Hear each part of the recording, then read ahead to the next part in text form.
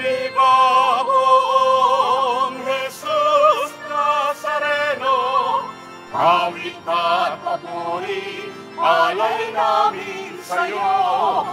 Dinggin ang dalangin at pagsamo ng bayan mo. Viva poong Jesus Nazareno.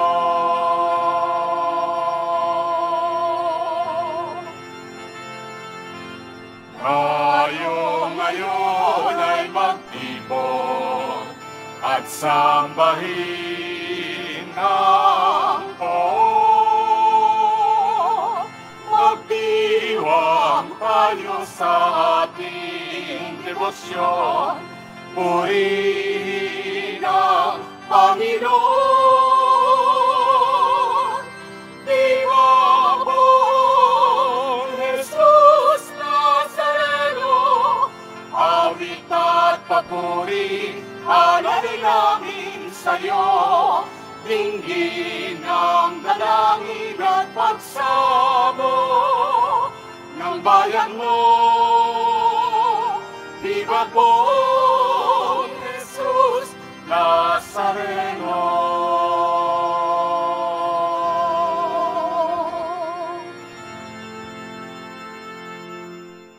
Sa ngalan ng Ama at ng Anak at ng Espiritu Santo. Amen. Ang pagpapala ng ating Panginoong Hesukristo, ang pag-ibig ng Diyos Ama, at ang pagkipagkaisa ng Espiritu Santo, naway sumainiyong lahat.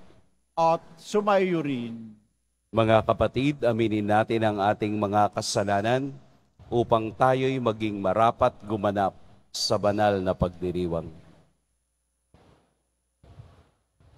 Tayo pong lahat, inaamin ko sa makapangyarihang Diyos At sa inyo, mga kapatid, na lubha akong nagkasala sa isip, sa salita, sa gawa, at sa aking pagkukulang. Kaya isinasamo ko sa mahal na Birheng Maria, sa lahat ng mga anghel at mga banal, at sa inyo, mga kapatid, na ako'y panalangin sa Panginoong ating Diyos. Kaawaan tayo ng makapangyarihang Diyos, patawarin tayo sa ating mga kasalanan, at patnubayan tayo sa buhay na walang hanggan. Amen. Panginoon, kaawaan mo kami. Panginoon, kaawaan mo kami. Kristo, kaawaan mo kami. Kristo, kaawaan mo kami. Panginoon, kaawaan mo kami. Panginoon, kaawaan mo kami. Manalangin tayo. Ama naming makapangyarihan, niloob mong akuin ng iyong anak ang krus at kamatayan upang ang sangkatauhay matubos at mabuhay. Ang pag-ako namin sa krus at kamatayan dito sa lupa, ayon sa diwa ng pagsunod sa iyong loob na ginanap ng iyong anak, ay magpaging dapat nawang aming kamtin ang lubos na katubusan at pagkabuhay sa iyong piling sa pamamagitan ni Hesukristo kasama ng Espiritu Santo magpa sa walang hanggan. Amen. Maupo po tayo.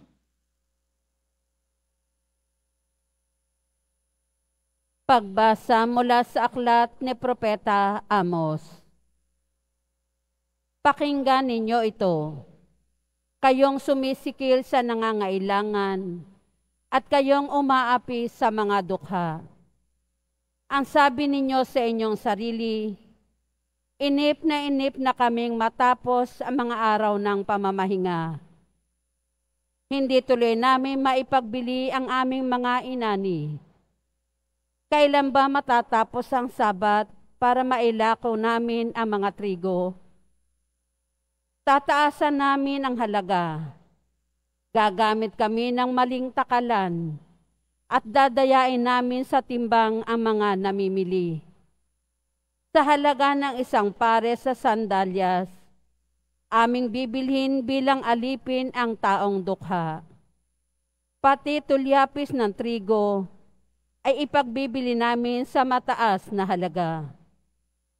Sa araw na iyon, lulubog sa katanghalian ng araw at magdidilim sa buong maghapon. Akong Panginoon ang nagsasabi nito. Ang inyong kapistahay gagawin kong araw ng pamimighati, at ang masasayang awitin ninyo'y magiging panangisan. Pipilitin ko kayong magtalukbong na magaspang na sako, at mapipilitan kayong mag-ahit ng ulo. Matutulad kayo sa magulang na nagdadalamhati dahil sa pagkamatay ng kaisa-isang anak. Ang araw na iyo'y magiging mapait hanggang sa huling sandali. Darating din ang araw na paiiraling ko sa lupain ang tagutom. Magugutom sila, ngunit di sa pagkain. Mauuhaw sila, ngunit di sa tubig. Ang kauuhawan nila ay ang aking mga salita. Akong Panginoon ang nagsasabi nito. Mula sa hilaga papuntang timog, at mula sa silangan pakanluran, hahanapin nila ang salita ng Panginoon, subalit di nila masusumpungan. Ang salita ng Diyos. Salamat sa Diyos.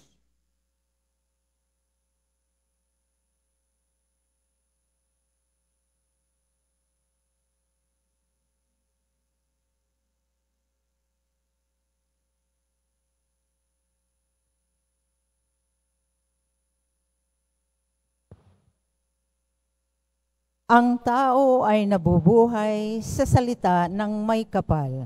Ang tao ay nabubuhay sa salita ng may kapal. Mapalad ang sumusunod sa kanyang kautusan. Buong puso ang pagsunod sa utos na ibinigay. Ang tao ay nabubuhay sa salita ng may kapal. Buong puso ang hangad ko na ikaw ay paglingkuran. Sa pagsunod sa utos mo, huwag mo akong babayaan. Ang tao ay nabubuhay sa salita ng may kapal. Ang puso ko'y nasasabik at ang laging hinahangad, ang lahat ng tuntunin mo ay mabatid oras-oras.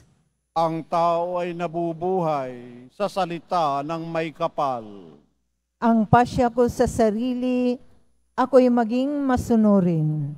Sa batas mo, ang pansin ko ay doon ko ibabaling.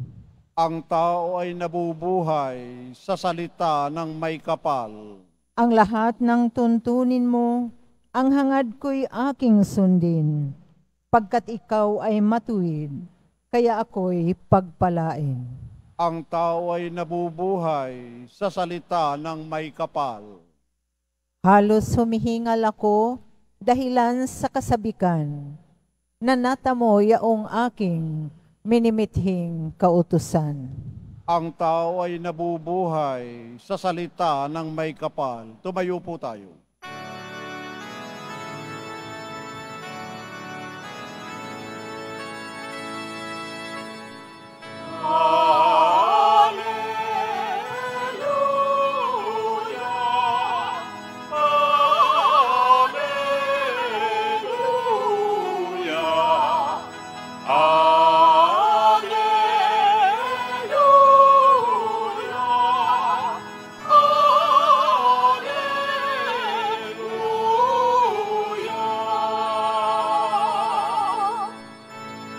Kayong mabigat ang pasan, ay kay Jesus maglapitan,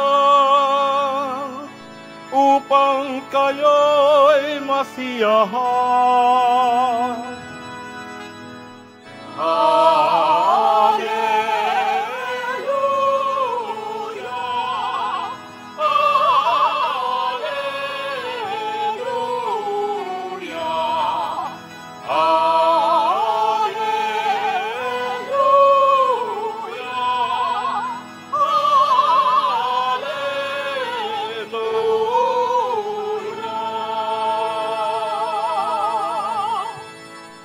Sumainyo ang Panginoon. At sumayo rin. Ang mabuting balita ng Panginoon ayon kay San Mateo. Papuri sa iyo, Panginoon. Noong panahong iyon, umalis si Jesus at sa kaniyang paglakad, nakita niya ang isang taong ang pangalay Mateo. Nakaupo ito sa pangilinan ng buwis. Sinabi ni Jesus sa kaniya, "Sumunod ka sa akin." Tumindig si Mateo at sumunod sa kaniya. Nang si Jesus at ang kaniyang mga alagad ay nasa bahay ni Mateo, dumating ang maraming publikano at mga makasalanan, at sila'y magkakasalong kumain. Nang makita ito ng mga Pariseo, tinanong nila ang kaniyang mga alagad, "Bakit sumasalo sa mga publikano at sa mga makasalanan ng inyong guro?" Narinig ito ni Jesus at siya ang sumagot, "Ang mga may sakit ang nangangailangan na manggagamot, hindi ang walang sakit.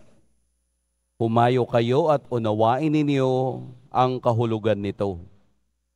Habag ang ibig ko at hindi hain, sapagkat naparito ako upang tawagin ang makasalanan, hindi ang mga banal." Mga kapatid, ang mabuting balita ng Panginoon. Pinupuri ka namin, Panginoong Hesukristo. Maupo po tayo. Magandang umaga po sa lahat.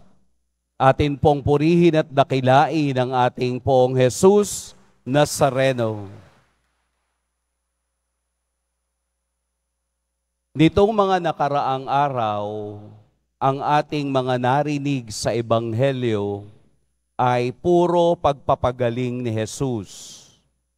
Sa iba't ibang lugar kung siya ay nagpupunta, ay nagpapakita siya ng kaniyang kapangyarihang magpagaling ng may sakit. Halimbawa ay yung paralitiko, yung may ketong, o yung bulag o namatay na bata, o babaeng inaagasan ng 12 taon. Lahat ng iyon ay pinagaling ni Jesus. Bakit po? Upang ipakita niya ang kapangyarihan ng isang Jesus Nazareno na ang lahat ng tumatawag sa kaniya ay binibigyan niya ng pagkakataong maranasan ang awa at kagalingang mula sa Diyos. Noong panahon nila, sa kultura ng mga Hudyo, ang lahat po ng may sakit, lalo na ang ketong, ay kailangang itapon sa malayong lugar. Kaya ang mga may ketong noon ay nakatira sa mga kuweba, nakatira sa mga kabundukan. At ang taong may ketong, pag nakakita ng taong masasalubong, kailangang isigaw niya sa kaniyang sarili na may ketong ako. Dahil ang isang taong walang sakit, kapag napalapit sa taong may ketong, siya ay nagiging madumi na. Kaya hindi siya pwedeng sumamba at hindi siya pwedeng pumasok sa templo, kailangan niya ng 7 araw na paglilinis. Bakit ko po ito sinasabi? Dahil ang ebanghelyo natin ngayon ay nasa konteksto ng may sakit at walang sakit. Kasi ang mga publikano, ang mga Pariseo at Eskriba ay mga malilinis na tao. Malilinis, ibig sabihin po, sila ay talagang faithful and loyal na sumusunod sa batas ni Moses. Kaya nga nung nakita nila si Jesus na nakikikain sa mga makasalanan, sa mga publikano, ito ay kanilang napansin. Kaya 2 bagay po ang ating dapat maunawaan sa Ebanghelyo. Una, si Jesus ay nagsalita ng unang bagay may sakit. Pangalawa, hindi kailangan. Nangangahulugan nang marinig ni Jesus ang bulong ng mga eskriba tungkol sa kaniyang pakikiisa sa mga makasalanan, it follows sa kanilang tradisyon at kultura that you are also a sinner. Dahil nakiisa siya, nakikain sa kaparehong mesa ng mga makasalanan. Kaya't isinagot ni Jesus sa kanila, narinig niya ang mga may sakit, ang nangangailangan ng manggagamot, hindi ang mga walang sakit. Ibig sabihin po, sa salita ni Jesus, ang kaniyang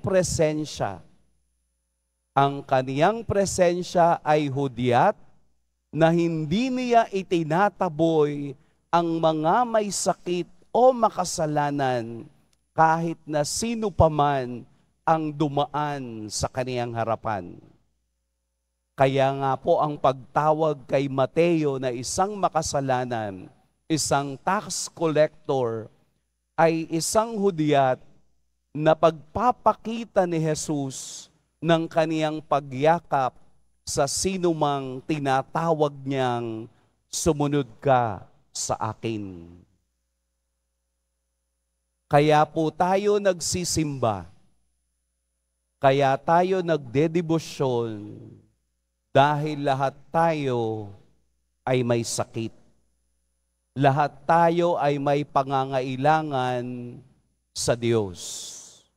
At ang lahat ng ito'y niyayakap ng ating Poong Jesus Nazareno upang maunawaan natin at madama na ang pag-ibig at habag ng Diyos ay mararamdaman lamang at makikita ng mga taong nangangailangan nito. Kaya kung sa tingin mo ikaw ay banal na, kung sa tingin mo ikaw ay sapat na, kung sa tingin mo ikaw ay umaapaw na sa biyaya ng Diyos, kailangan mo itong tingnan muli. Baka nagiging mayabang na tayo sa ating sariling kinagisnan. Ang katotohanan, lahat tayo ay mahina. Ang katotohanan, katulad ni Mateo, lahat tayong sumusunod sa Kaniya ay tinawag niya dahil nakikita natin ang pag-agos ng awa at biyaya ni Kristo. Habag ang kaniyang kailangan at hindi hain. Kung wala tayong makikitang awa mula sa Diyos, ito ay hindi natin madarama. Isa lang ang tunay na ang Diyos sa kaniyang kapangyarihan ay nakadarama ng pangangailangan ng iba. Hindi tayo mabibigo sa paglapit sa Diyos kung mayroong pagpapakumbaba at mayroong tunay na intensyon. Ang habag na sinasabi ni Kristo, ang habag na sinasabi ng Diyos, ay ang habag na nagmumula sa puso niyang ibinibigay sa ating lahat.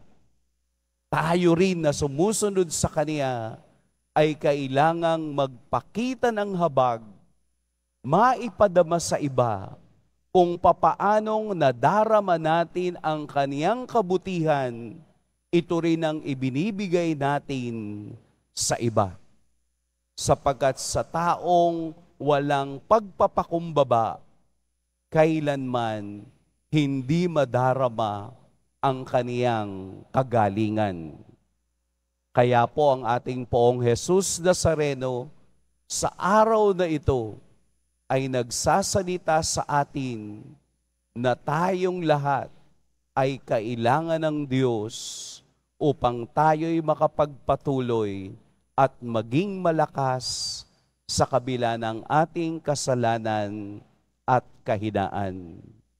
Pagpalain tayo ng poong may kapal. Tumayo po tayo.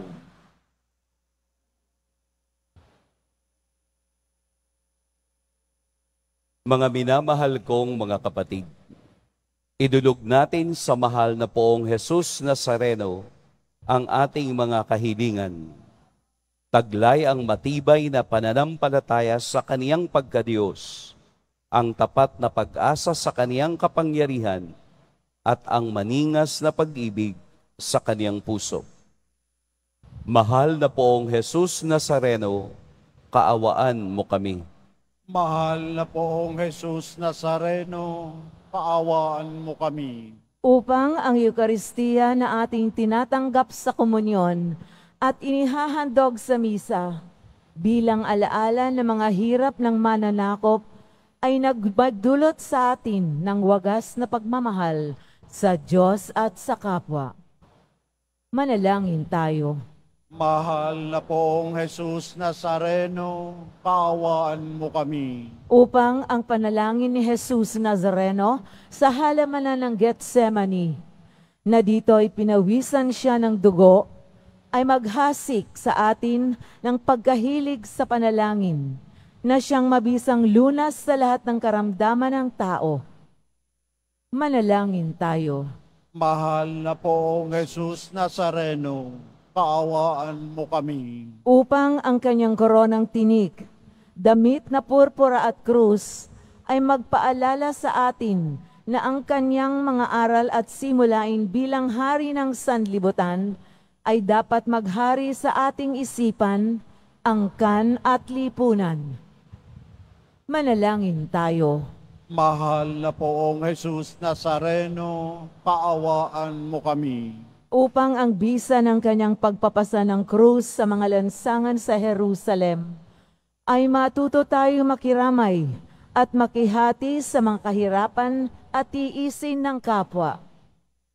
Manalangin tayo. Mahal na poong Jesus Nazareno, kaawaan mo kami. Upang tulungan tayo ng mahal na Birhen, ina ng hapis, na maging tunay na larawan ng kanyang anak sa isip, wika at gawa, nang sa gayon ay makamit ang ating kahilingan sa poong Jesus Nazareno. Manalangin tayo. Mahal na poong Jesus Nazareno, kaawaan mo kami. Ama naming mapagmahal, nahayag sa salita, gawa at buhay at kamatayan ng iyong anak na ang Diyos ay pag-ibig. Maipahayag dinawa namin ang katotohanan ito sa pamamagitan ni Jesus Nazareno, Panginoon namin magpa sa walang hanggan. Amen. Paupo po tayo.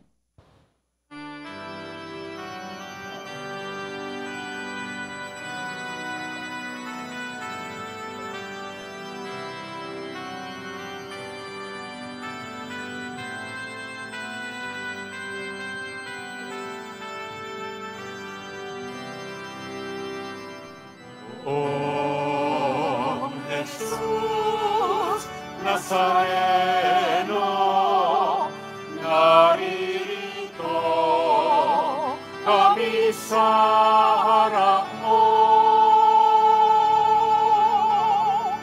Alak at dinapay, alay namin sa'yo, mula sa tangkay ng ubas at bukid ng trigo, upang maging dugo't katawan mo. Tumayo po tayo. Manalangin kayo mga kapatid upang ang paghahain natin ay kalugdan ng Diyos amang makapangyarihan. Tanggapin nawa ng Panginoon itong paghahain sa iyong mga kamay, sa kapurihan niya at karangalan, sa ating kapakinabangan at sa buong sambayanan niyang banal. Ama naming lumikha, sa kapagpapatawad ng mga kasalanan, maganap nawa ang paghahain ito na sa dambana ng krus ay siyang pumawi sa kasalanan ng buong mundo. Sa pamamagitan ni Hesukristo, kasama ng Espiritu Santo, magpa sa walang hanggan. Amen. Sumainyo ang Panginoon. At sumaiyo rin. Itaas sa Diyos ang inyong puso at diwa. Itinaas na namin sa Panginoon. Pasalamatan natin ang Panginoong ating Diyos. Marapat na siya ay pasalamatan. Ama naming makapangyarihan, tunay ngang marapat na ikaw ay aming pasalamatan. Iyong ipinasyang sa kahoy na krus, ang sangkatauhay tubusin ni Jesus. Sa punong kahoy, nagkapuwang ang kamatayan. Sa kahoy na krus, itinanghal ang pagkabuhay. Sa punong kahoy na naig ang sumuway sa iyo. Sa kahoy na krus, siya'y nadaig ng masunuring anak mo. Kaya kaisa ng mga anghel na nagsisiawit ng papuri sa iyo, nang walang humpay sa kalangitan, kami nagbubunyi sa iyong kadakilaan.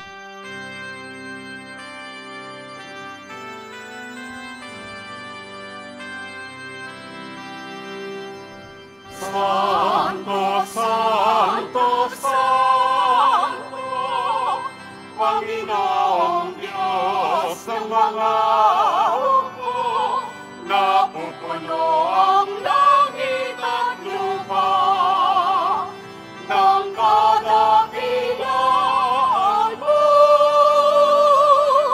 Hosana sa kaitaasan,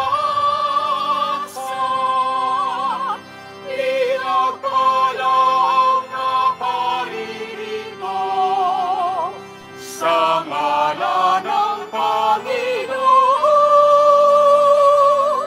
Hosana sa kaitaasan.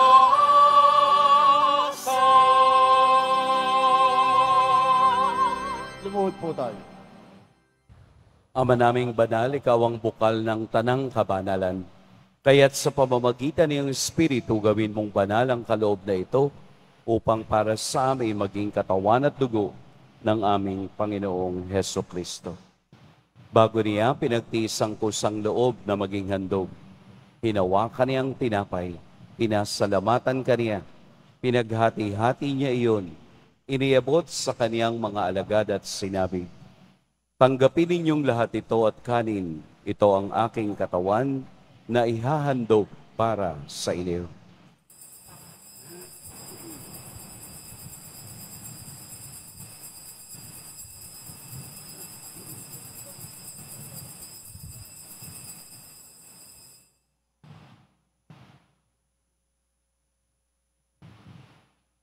Gayun din naman noong matapos ang hapunan, hinawakan niya ang kalis, muli kaniyang pinasalamatan.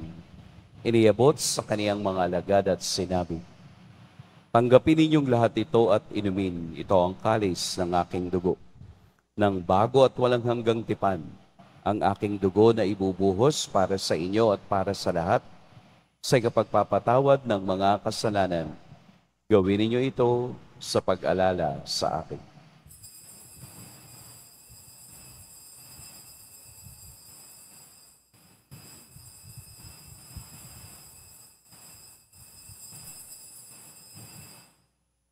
Tumayo po tayo. Ipagbunyi natin ang misteryo ng pananampalataya. Si Kristo'y namatay, si Kristo'y nabuhay, si Kristo'y babalik sa wakas ng panahon. Ama, ginagawa namin ngayon ang pag-alala sa pagkamatay at muling pagkabuhay ng iyong anak. Kaya't iniaalay namin sa iyo ang tinapay na nagbibigay buhay at ang kalis na nagkakaloob ng kaligtasan. Kami nagpapasalamat dahil kami iyong minarapat na tumayo sa harap mo para maglingkod sa iyo. Isinasamo namin kaming magsasalo-salo sa katawan at dugo ni Kristo ay mabuklod sa pagkakaisa sa pamamagitan ng Espiritu Santo. Ama, lingapin mo ang iyong simbahang laganap sa buong daigdig. Puspusin mo kami sa pag-ibig kaysa ni Francisco na aming Papa at ni Jose na aming Obispo at ng Tanang Kaparian. Alalahanin mo rin ang mga kapatid naming nahimlay nang may pag-asang sila'y muling mabubuhay, gayon din ang lahat ng mga pumanaw.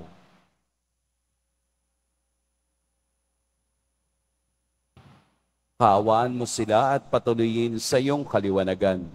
Kaawaan mo at pagindapating kaming lahat na makasalo sa iyong buhay na walang wakas.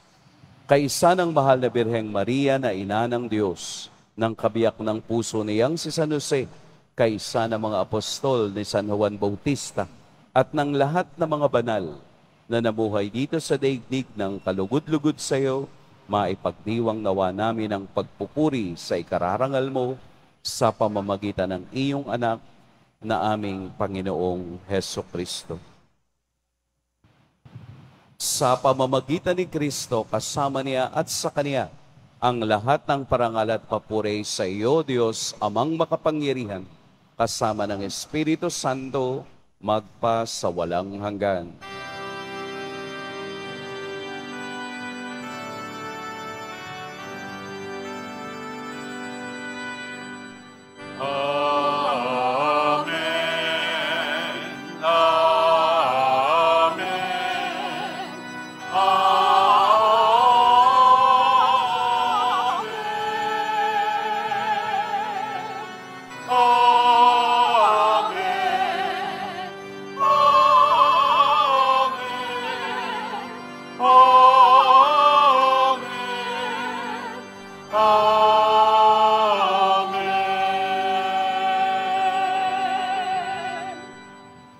Sa tagubili ng mga nakagagaling na utos at sa toro ni Jesus na Panginoon natin at Diyos, ipahayag natin ng lakas loob.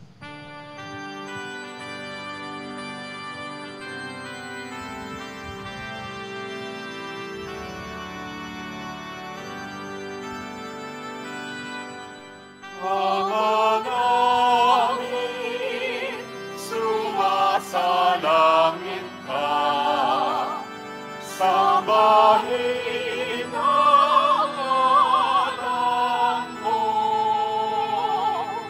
mapasa amin ang kaharian mo, sundin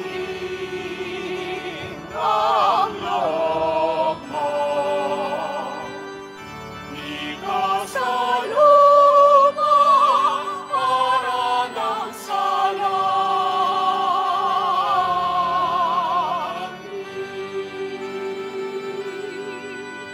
Bigyan mo kami ngayon ng aming kakanin sa araw-araw at patawarin mo kami sa aming mga sala para na pagpapatawad namin sa nakakasala sa amin at huwag mo kaming ipahintulot sa tukso at iadya mo kami sa lahat ng kasama.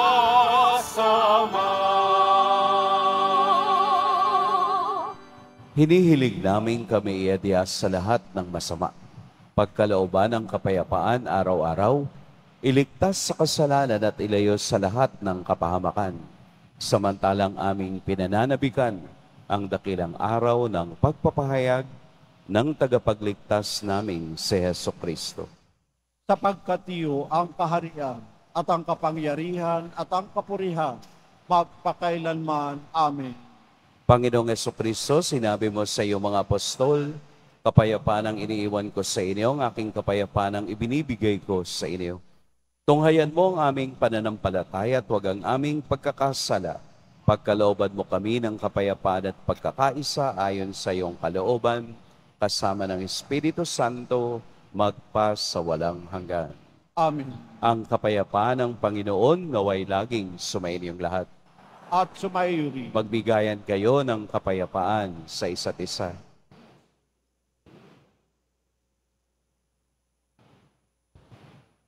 Kordero ng Diyos na nag-aalis ng mga kasalanan ng sanlibutan, maawa ka sa amin.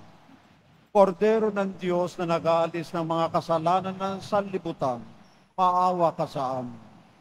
Kordero ng Diyos na nag-aalis ng mga kasalanan ng sanlibutan, ipagkaloob mo sa amin ang kapayapaan. Lumuhod po tayo. Narito si Jesus, ang Diyos na patuloy na nagpapagaling. Ito ang Kordero ng Diyos. Ito ang nag-aalis sa mga kasalanan ng sanlibutan. Mapapalad ang inaanyayahan sa kaniyang piging. Panginoon, hindi ako karapat-dapat na magpatuloy sa iyo. Ngunit sa isang salita mo lamang ay gagaling na ako.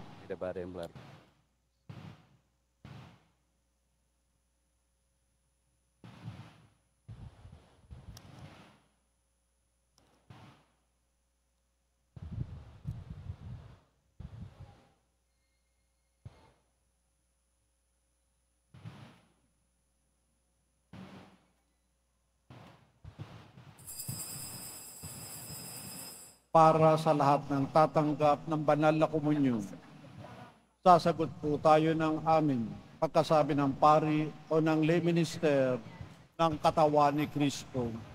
At isubo agad sa bibig bago umalis sa harapan ng pari o lay minister.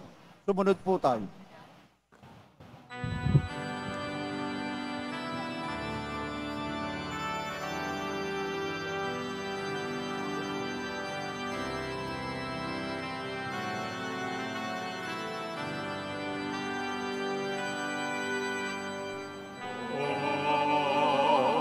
Jesus Nazareno,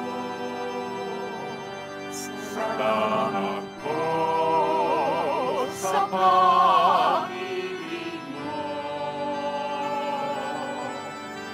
Ang buhay mo'y inialay, sa krus ay namatay, upang kami ay mabuhay.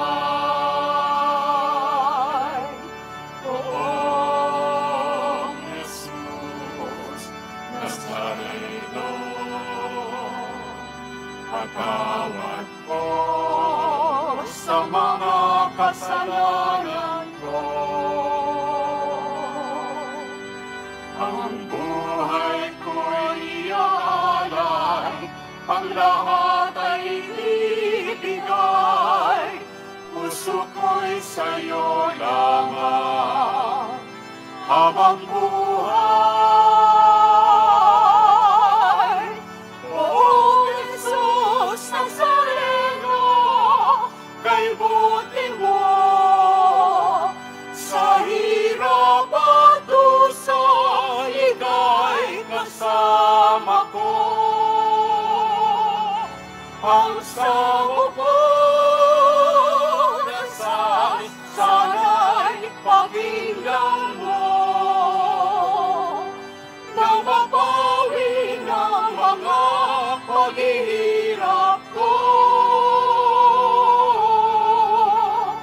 Poong Jesus Nazareno, salamat po, ang iyong pagmamahal ay nadarama ko. Ngayon at magpakailanman, ika'y pupurihin ko. Mahal na Poong Jesus Nazareno.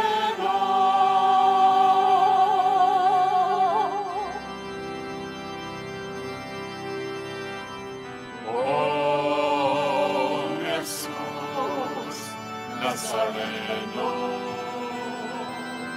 kalugdan po ninyo itong kahilingan ko. Mabuhay ng mapayapa, ilayo sa lahat ng masama, kaawaan niyo po kami, umaasa.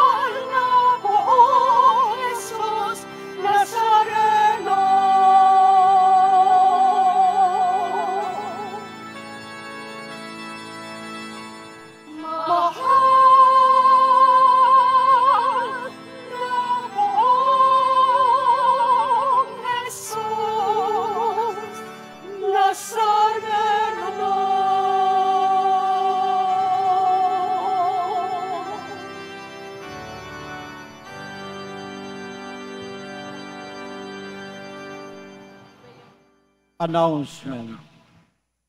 Magkakaroon po tayo ng second collection para sa Disaster and Relief Fund na ipinantutulong ng ating simbahan sa mga naapektuhan at nasalanta ng mga sakuna at kalamidad. Tumulong po tayo.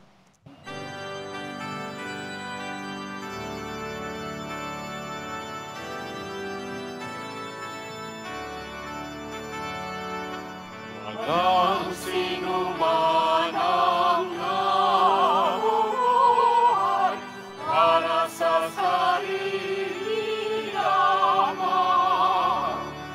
Walang sino man ang namamatay para sa sarili lamang.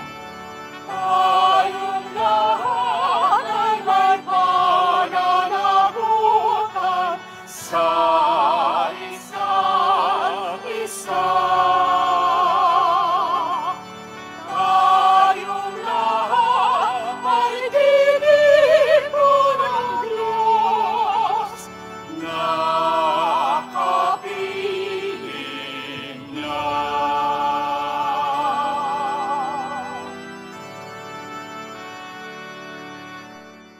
Announcement. Mabibili pa rin po ang opisyal na imahe ni Jesus Nazareno. Ang mga ito po ay mabibili lamang sa ating Paris Finance Office. Pagkatapos ng misa, wiwisikan po ang lahat ng banal na tubig. Pinakikiusapan ng lahat na manatili lamang muna sa inyong mga lugar, sa Quezon Boulevard o sa Plaza San Juan, ang labasan ng lahat. Sumunod po tayo. Maraming salamat po sa inyong pagdalaw at pagsisimba sa Basilica Minor at Pambansang Dambana na Jesus Nazareno. Tumayo po tayo.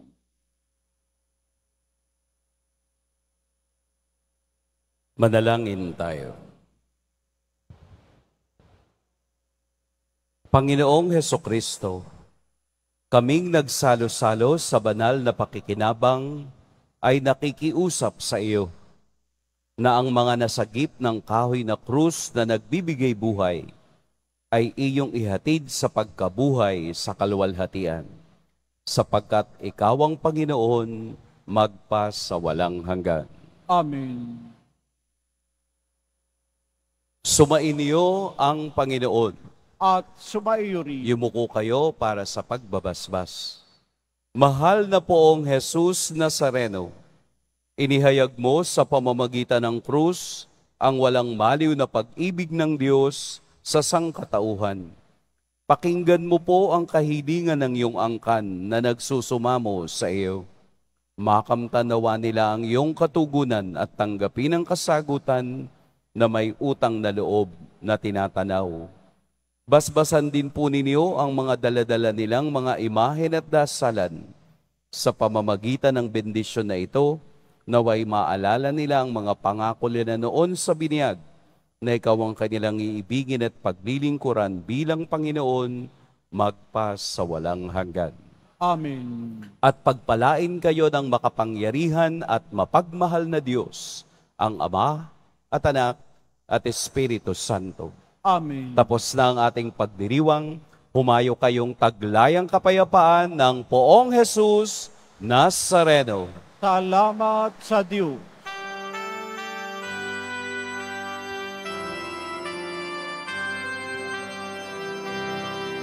Nuestro Padre Jesús Nazareno, sinasamba ka namin. Pinipino ka namin, palay mo ang aming buhay at kaligtasan. Nuestro Padre Jesús Nazareno, iligtas mo